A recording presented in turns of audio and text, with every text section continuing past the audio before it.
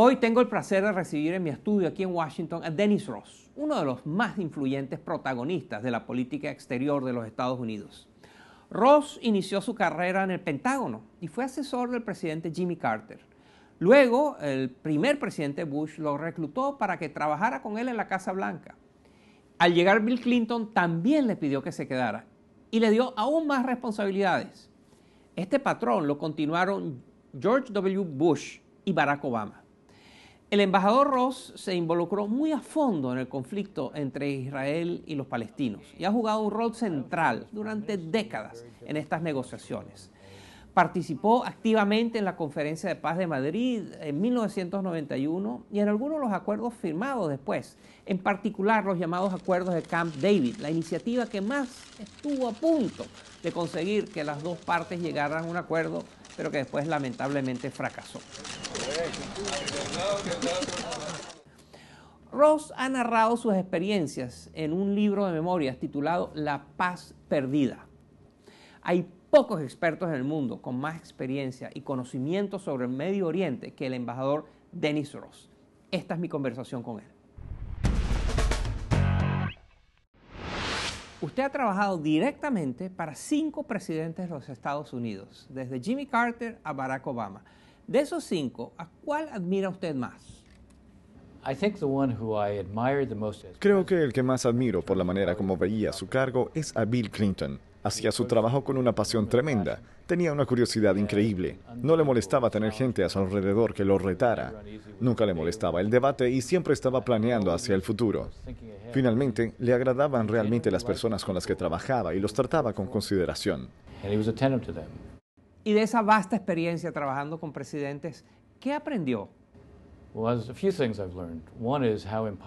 La primera lección es lo difícil que es ser presidente. Lo que se espera de un presidente va mucho más allá de lo que una simple persona puede hacer. Lo segundo, y creo que esta es la lección más importante, es que los buenos presidentes necesitan tener diversidad a su alrededor. Es decir, un presidente no puede rodearse de gente que piense exactamente igual a él o a ella, porque esto crea un pensamiento de grupo, una dinámica en la que todos piensan lo mismo y se dan la razón mutuamente. Pero cuando hay un presidente que tiene un equipo con distintas maneras de ver las cosas, con distintas ideas, lo retan y se retan entre ellos, y así protegen al presidente. Usted es experto en el Medio Oriente y concretamente en el conflicto entre palestinos e israelíes. Ese es un conflicto que lleva muchísimo tiempo y que no da muestras de solución. ¿A qué se debe que se ha hecho, pareciera que se ha hecho insoluble? ¿A qué se debe eso? Creo que es por la historia, por la mitología, pero hay que pedirle a los líderes que carguen el peso de la historia y de la mitología sobre sus hombros, que asuman esa narrativa, que se enfrenten a todos los mitos que ambos lados han adoptado. Y eso es muy difícil de lograr. Ese es el motivo principal, y también hay un motivo secundario, que es que la política en ambos lados es difícil de superar. Cada líder se enfrenta a sus ciudadanos, a quienes les parece inaceptable llegar a un acuerdo porque para ellos es fundamental no cederle nada al otro lado. Usted fue un protagonista central junto con los presidentes de las negociaciones que más cerca llegaron a un acuerdo de paz entre israelíes y palestinos, que se llama las negociaciones de Camp David, que cuando estaban a punto de tener éxito fracasaron. ¿Por qué? Fundamentalmente fracasó porque en el lado palestino, Yasser Arafat era una persona que estaba dispuesta a limitar el conflicto, pero no a acabarlo. El conflicto lo definía. Te contaré una historia que lo retrata muy bien. Habíamos acabado una cumbre de 23 días en la cual llegamos a un acuerdo y según el cual los israelitas se desmovilizarían de la ciudad de Hebrón. Fue una negociación muy difícil, pero al final de 23 días lo logramos resolver. Entonces fui a visitarlo la noche después de terminar y estábamos cenando juntos. Me preguntó por qué no me quedaba más tiempo y le dije, no, ya he pasado suficiente tiempo acá, necesito unas vacaciones. Y le dije, tú también las necesitas. Él respondió, ¿sabes? No me he tomado unas vacaciones desde 1962. Pero ¿cómo puedo tomarme unas vacaciones de mi pueblo? No había nadie presente a quien él necesitaba impresionar. Por eso digo que el conflicto lo definía. No podía, no sabía vivir sin el conflicto. Usted es judío y la gente dice, sus críticos dicen, que usted realmente en estas negociaciones no representa los intereses de los Estados Unidos, sino que representa a los intereses del Estado de Israel. ¿Cómo responde usted a esa acusación? El presidente de Estados Unidos me nombró su negociador porque pensaba que yo representaría los intereses de los Estados Unidos. He servido a discreción de varios presidentes y secretarios de Estado, que obviamente definían mi papel según sus prioridades. Yo estaba allá representando a los intereses de Estados Unidos. Cuando uno trata de mediar entre israelíes y palestinos, la idea de representar a un lado y al mismo tiempo de ser mediador es una fantasía. No se puede resolver un conflicto si solo se toman en cuenta los intereses de un lado. Hay que tener en cuenta ambas partes. Fui honesto con ambas partes, aunque ninguna de las dos lo apreciaba siempre, pero la esencia de ser un mediador es que uno le dice a la gente lo que necesita oír, no lo que quisieran oír. Hablando de mediadores, en el caso del conflicto del Medio Oriente, ha habido muchísimos mediadores. El que se ha ofrecido ahora y ha generado mucho optimismo es el Papa Francisco. ¿Qué piensa usted de esto?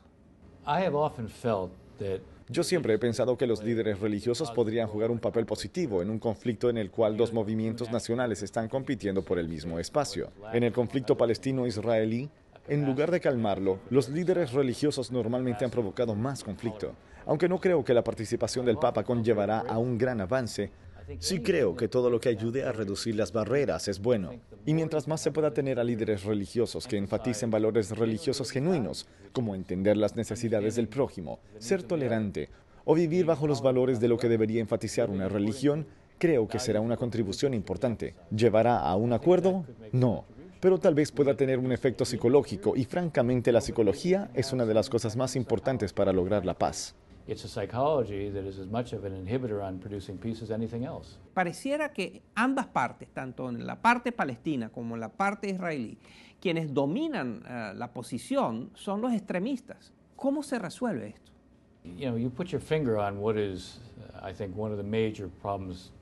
Pusiste el dedo en la llaga, es un hecho muy importante. Los palestinos sienten que si Israel es reconocido como el Estado-nación de los judíos, eso niega su narrativa.